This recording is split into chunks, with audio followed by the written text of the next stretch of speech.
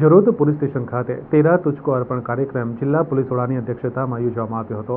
Jarod police સ્ટેશનના PI કે.જે. ઝાલાના માર્ગદર્શન હેઠળ તેરા તુચકો અર્પણ સાથે બ્લડ કેમ્પ અને વૃક્ષારોપણ કાર્યક્રમ માટે 2 દિવસથી તૈયારી ચાલુ હતી।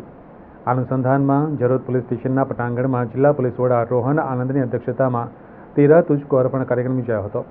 આ સમયે ધારાસભ્ય ધર્મેન્દ્રસિંહ વાઘેલા, ડીવાયએસપી આકાશ પટેલ, પીએસઆઈ જાડેજાબેન, પીએસઆઈ ડામોર પણ ઉપસ્થિત રહ્યા હતા। આ કાર્યક્રમમાં જરોદ ગામ સહિત પોલીસ સ્ટેશનની હદમાં આવતા ગામડામાં મોટી સંખ્યામાં લોકો હાજર રહ્યા હતા।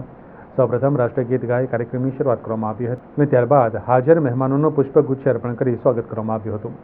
ત્યારબાદ જિલ્લા પોલીસ વડાના ધારાસભ્યના હસ્તે તેરા તુચકો અર્પણ અંતર્ગત સરકારની વિચારણા પ્રમાણે જેમના વાહન મળી આવ્યા હતા તે માલિકને ચાવી આપી પરત કર્યા હતા। ત્યારબાદ રોહન આનંદે પોતાના પ્રવચનમાં જણાવ્યું હતું કે જો કોઈ વ્યાજખોરોથી હેરાન થતો હોય તો પોલીસનો સંપર્ક કરી શકો છો। સાથે સામે આવતા મહોરમના તહેવાર શાંતિપૂર્ણ વાતાવરણમાં ઉજવાય તે બાબતે લોકોને સમજણ પૂરી પાડી હતી। છેલ્લે જિલ્લા પોલીસ વડા અને ધારાસભ્યના હસ્તે વૃક્ષારોપણ કરવામાં આવ્યું હતું અને છેલ્લે પોલીસ સ્ટાફના માણસોએ રક્તદાન કર્યું હતું। સાથે જિલ્લા પોલીસ વડાએ રેફરલ હોસ્પિટલ ખાતે પહોંચી મુલાકાત લીધી હતી।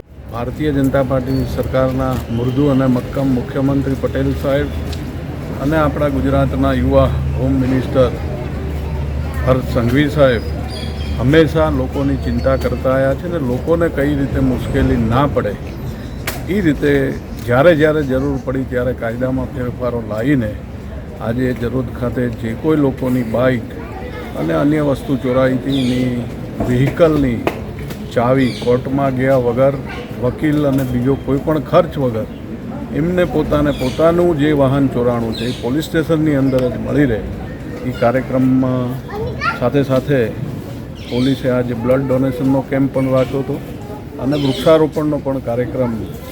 આ સરસ મજાનું પોલીસ વડાનું આયોજન બદલ પોલીસ વડાને હું ખૂબ અભિનંદન આપું છું અને આભાર વ્યક્ત કરું છું। અને આજે જરોદ ખાતે ખૂબ મોટી સંખ્યામાં લોકો હાજર રહ્યા એમનો પણ આભાર માનું છું અને પોલીસે કાયદાકીય માહિતી લોકોને સરળ રીતે અને કાયદામાં કઈ રીતે શું આયોજન છે એ લોકોને સમજ પણ પાડવામાં આવી।